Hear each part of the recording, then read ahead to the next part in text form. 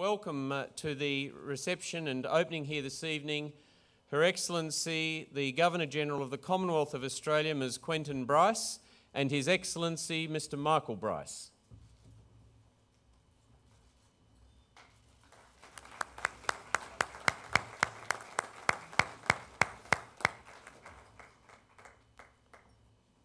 Thank you very much.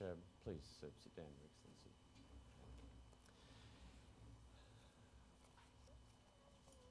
Well, it is my privilege as the Director of the Australian War Memorial to MC this event this evening.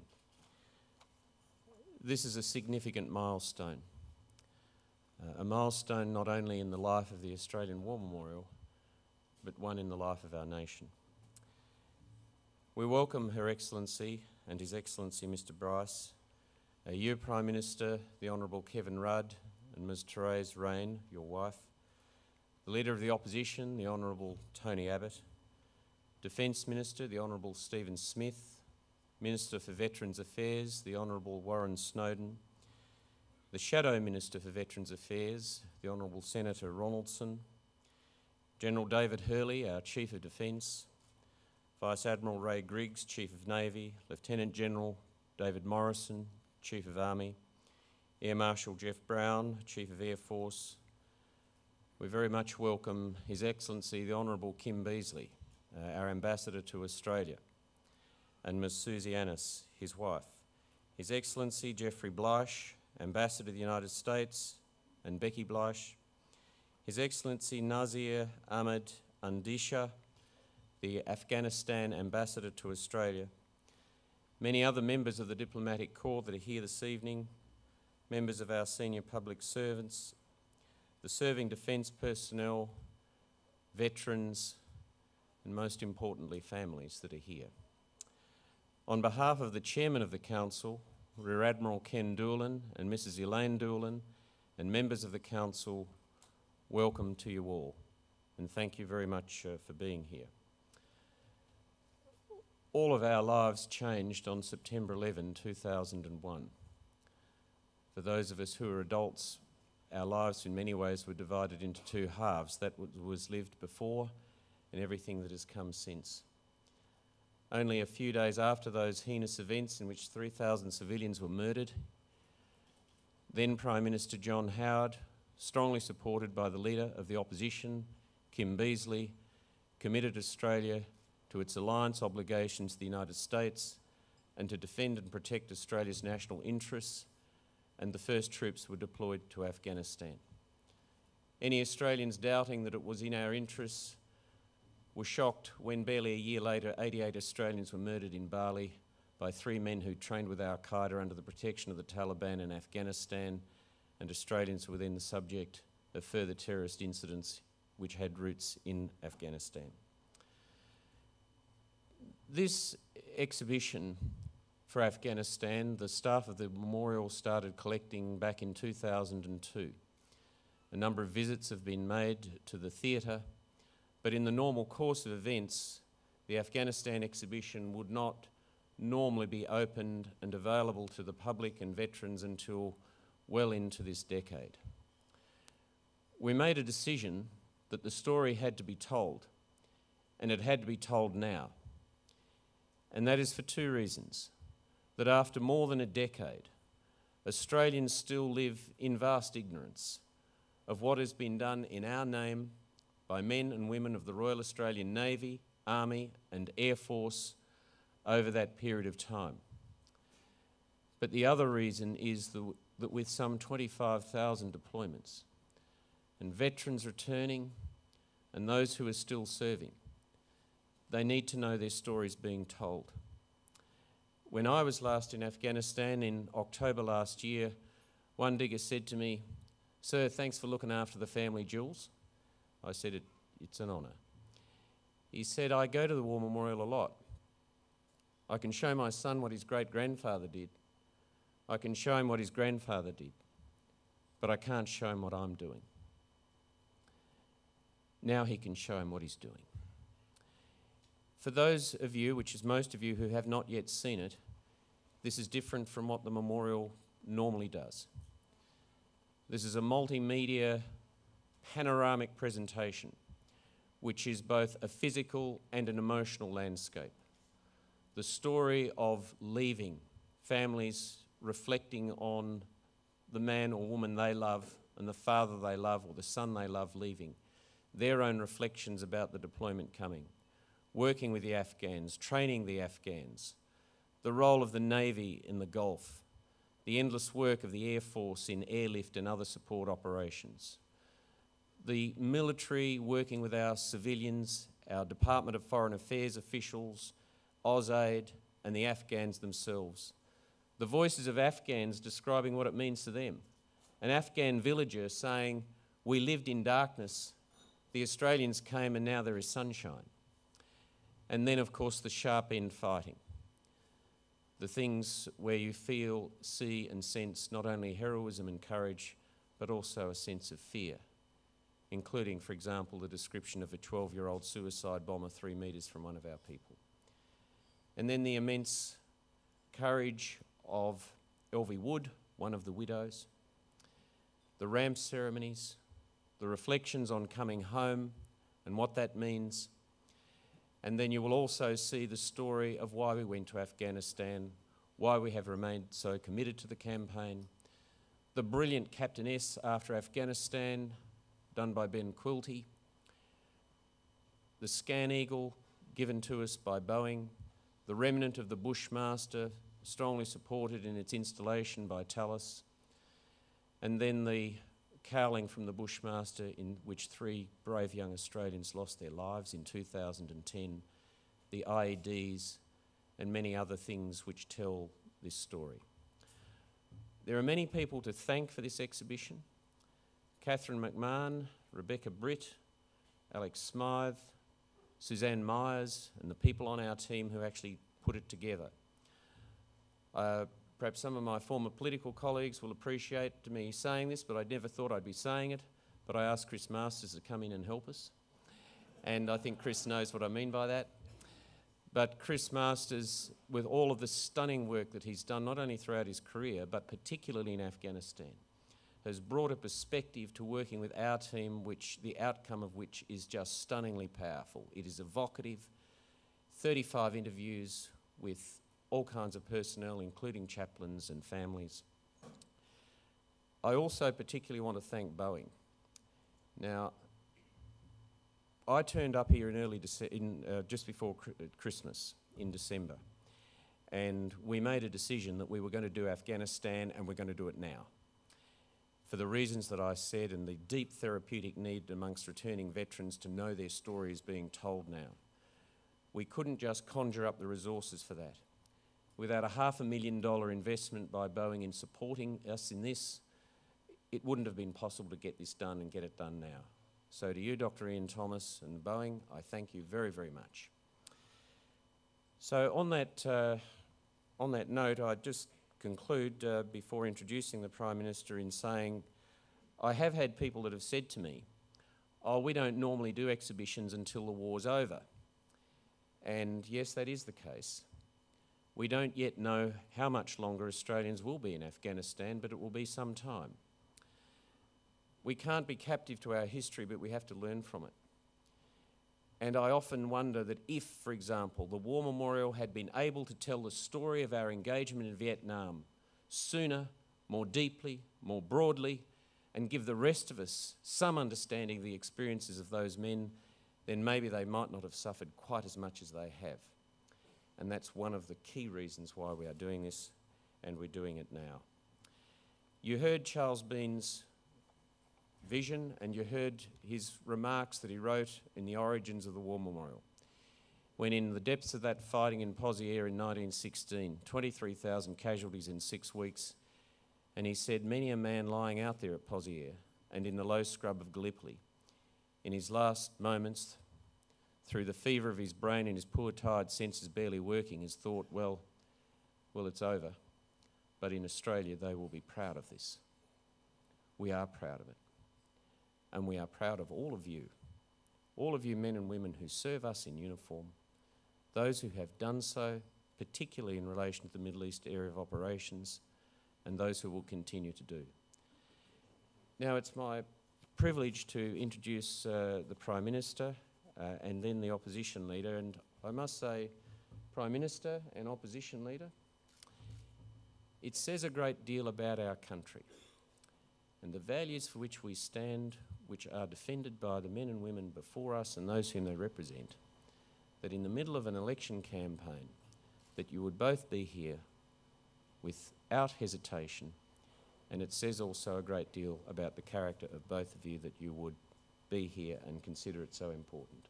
So it's my privilege to introduce firstly the Prime Minister of Australia, the Honourable Kevin Rudd.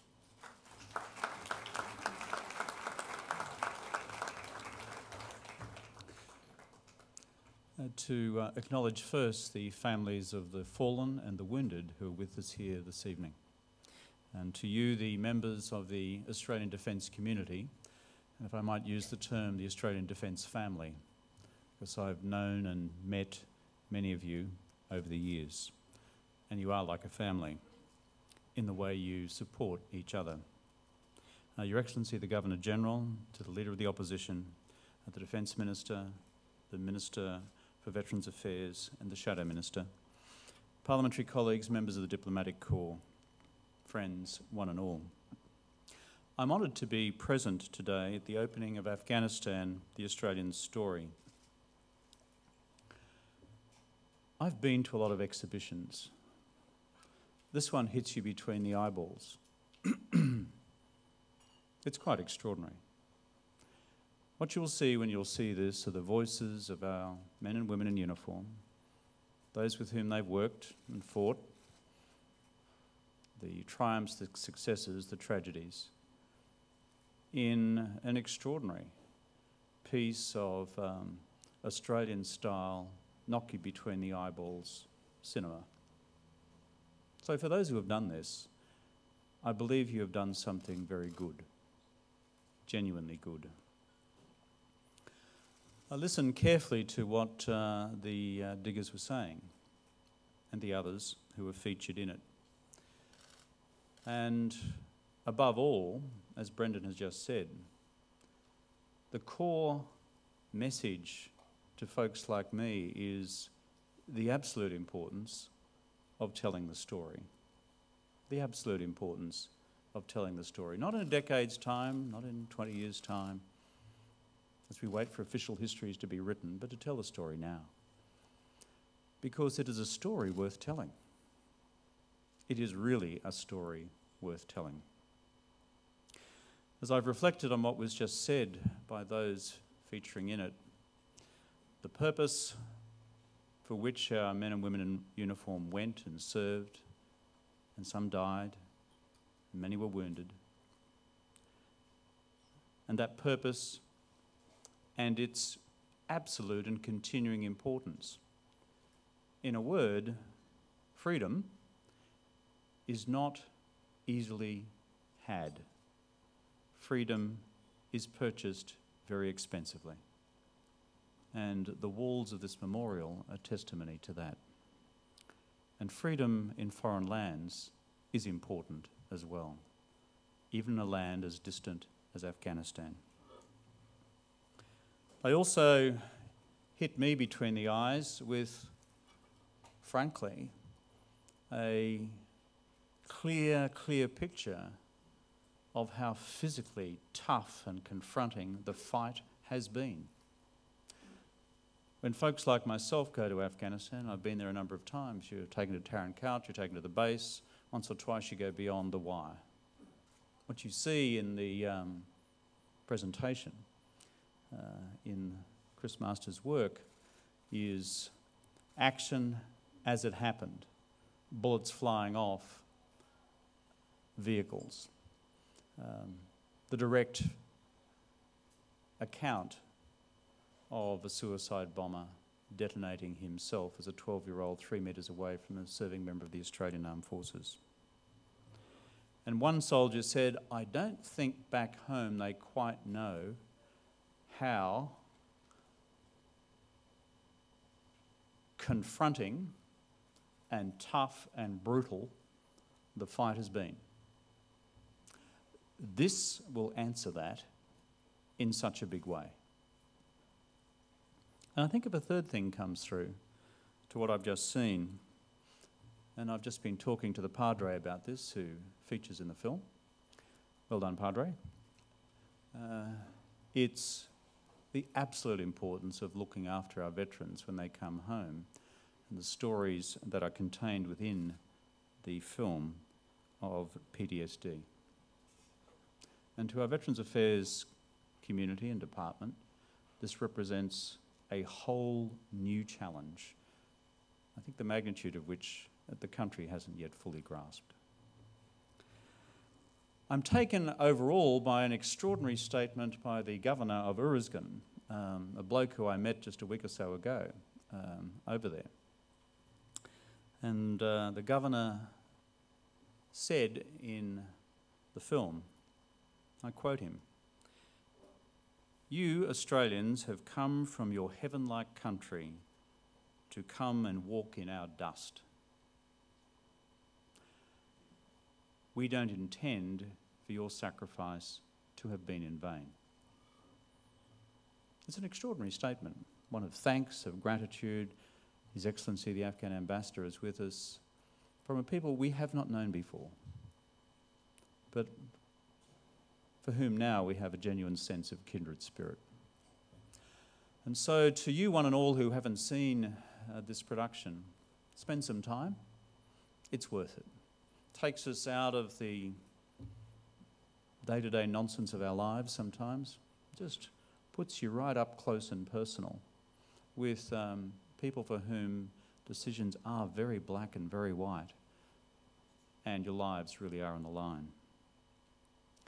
In this place, in this extraordinary institution, my great predecessor, John Curtin, when he opened the War Memorial in 1941, he called this place the true sanctuary of Australian tradition.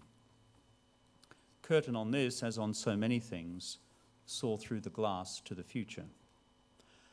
I've never tired of coming to this place since I first came here as a 10-year-old in short pants on our first visit from Queensland.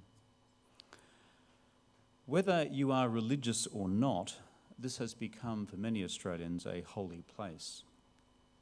It's in many respects a cathedral of our nation's memory. This exhibition preserves part of our national memory. Nearly 30,000 of our nation's finest who have served in Afghanistan are honoured as part of our national story. So too are the great actions, the feats of bravery, the humanitarian endeavour that underpin our work in this ancient land.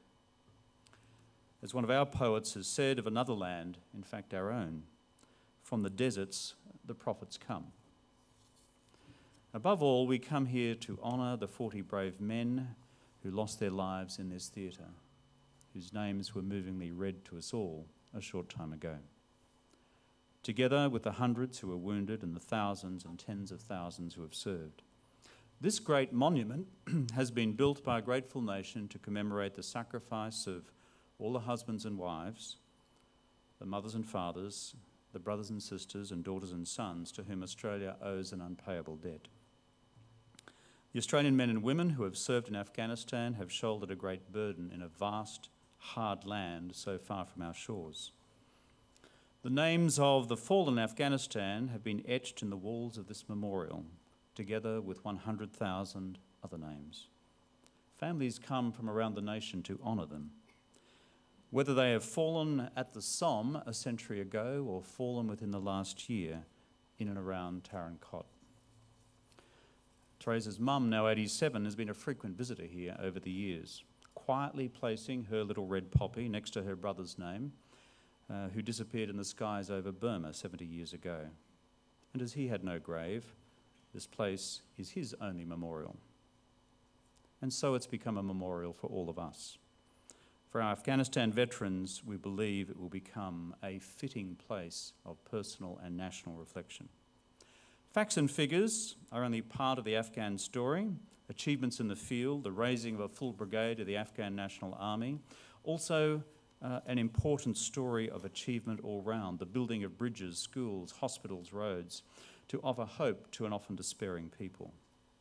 But facts and figures don't capture the challenges and the triumphs, the heartache and the mateship of these modern-day Anzacs, and the families who have nurtured them and who have loved and lost in the service of the nation.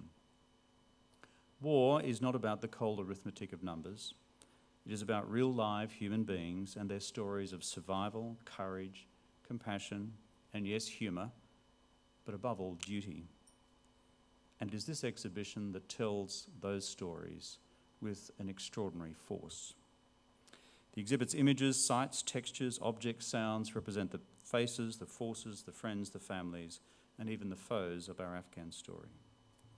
Of course, Afghanistan is not just an Australian story. It's an Allied story. It's an American story. It's a British story. It's a New Zealand story. It's a story of so many of our allies. But above all, it is a story of Afghanistan itself and that wonderful country's future. And we all wish this new state, resting tentatively in the arms of a truly ancient nation, Godspeed for the future. As I said to the women and men serving in an Uruzgan when I visited them a week or so ago, when the Australian flag is brought down for the last time in Uruzgan, each and every one of you will know that you have been part of history. And here, in this great national memorial, your story will be forever told.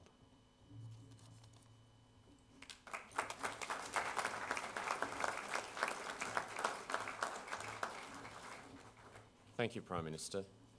Ladies and gentlemen, the Leader of the Opposition, the Honourable Tony Abbott. Thank you, Tony.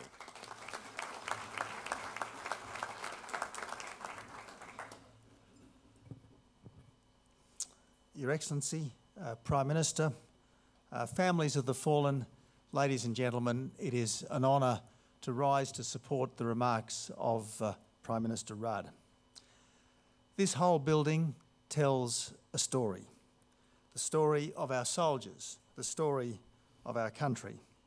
It tells our soldiers' story, a story of courage, self-sacrifice, professionalism. They are the best of the best. They are the best of us. But it also tells our nation's story. We don't just defend ourselves. We defend our allies, our friends, and our values. Our soldiers have gone overseas, not in wars of conquest, but in wars of freedom. And now we have the Afghan story, to join that of South Africa, the First and Second World Wars, Korea, in Vietnam. They were the wars of other generations, but this one is ours. This is the war my generation thought we would never be called upon to fight.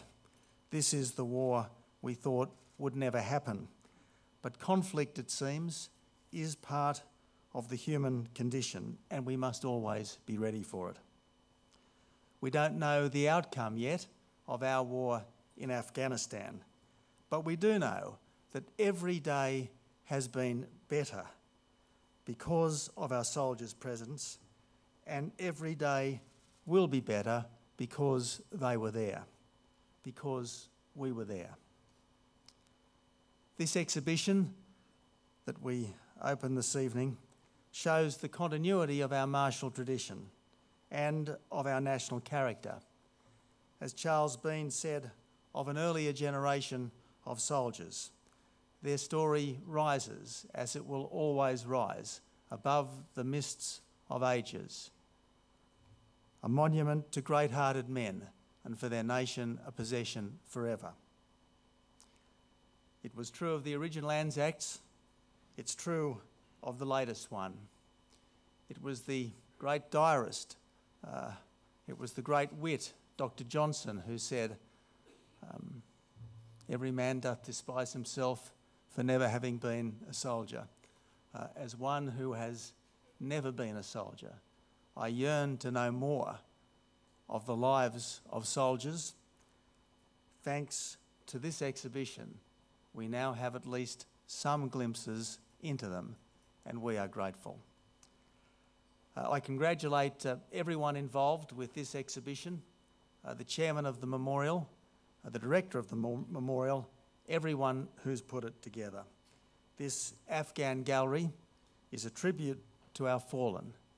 It's a salute to our serving men and women of all three services, and it is a celebration of our nation's enduring spirit.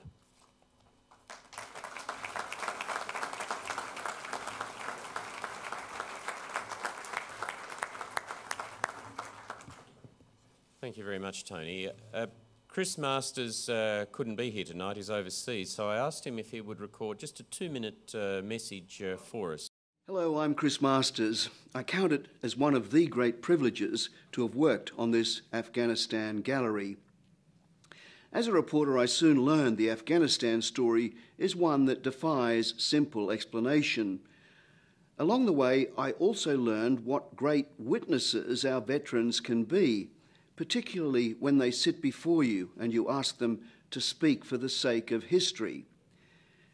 In doing so, I learned more about the scale of the humanitarian task and the intensity of much of the fighting, and I might say ended many an interview brimming with pride in these Australians, young and old.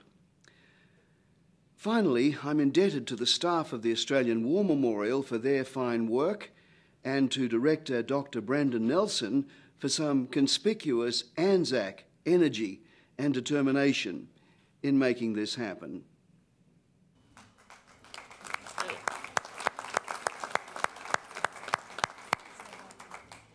I should have got to know Chris a bit sooner in my life, I think.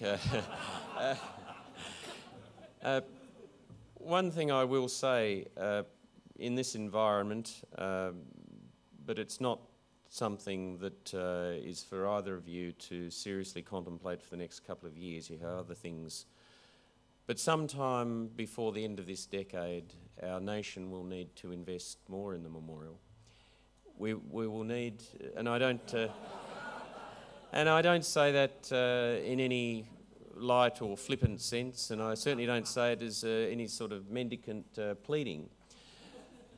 But if we are to tell the story of East Timor, the Solomon Islands, Iraq and Afghanistan, the way we are accustomed to having it told through the First World War and the Second World War, there will need to be another wing added to this memorial.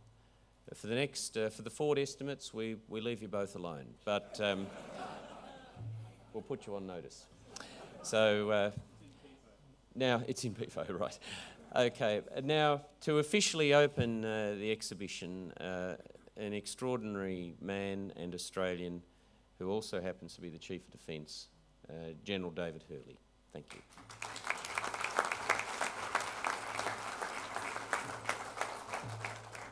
Good evening, Your Excellency, Prime Minister, Leader of the Opposition, my ministers still, distinguished guests, ladies and gentlemen. You'll be in line behind me for the cheques, Brendan.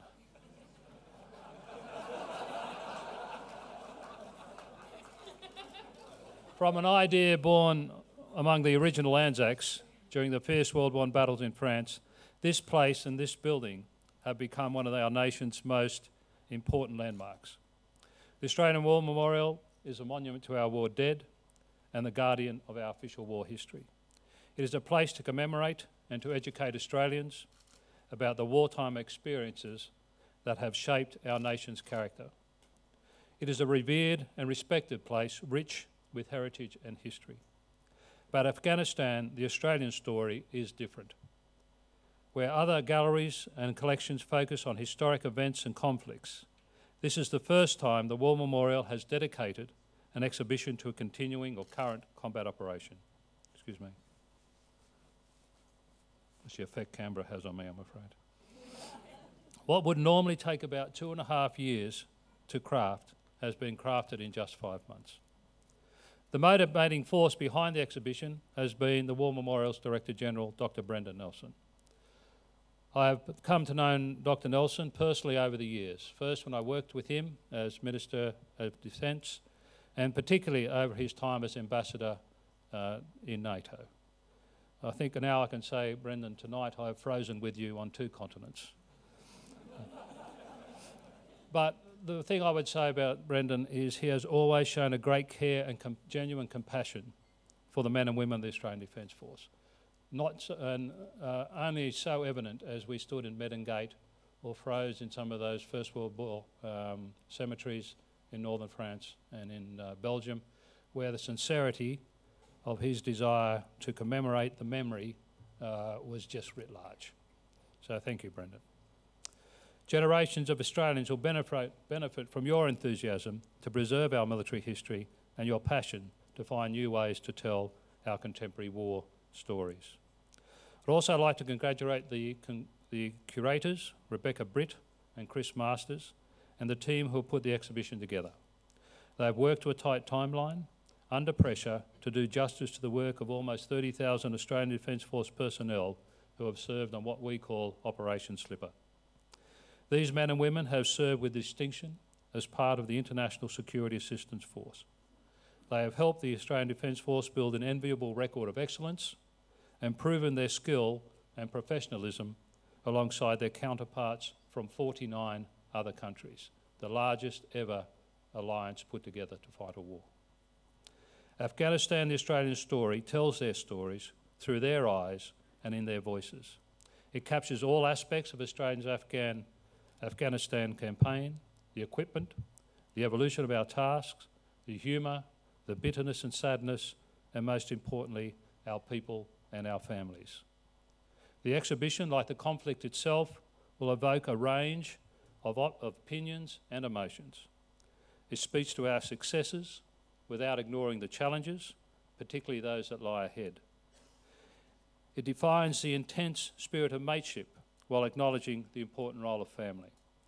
It recognises the ongoing battles faced by our wounded and pays tribute to those we have lost.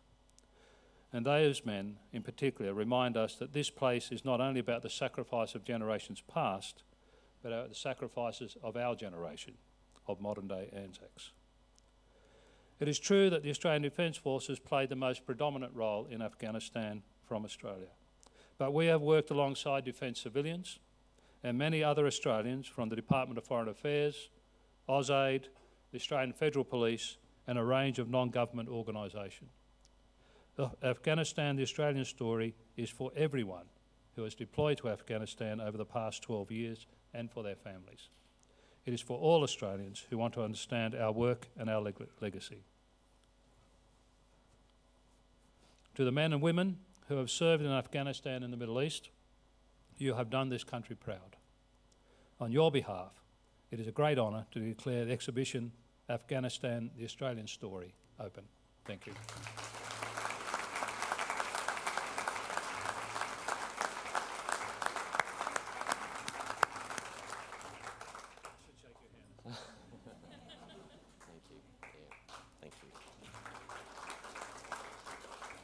Well, thank you very much, General Hurley. Thank you, Your Excellency. Thank you so much for being here and your leadership of our Defence Force and your tenure as Governor-General.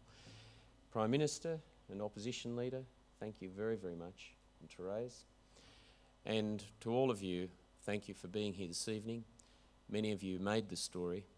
Some of you are actually in this story, and you may now go and see it.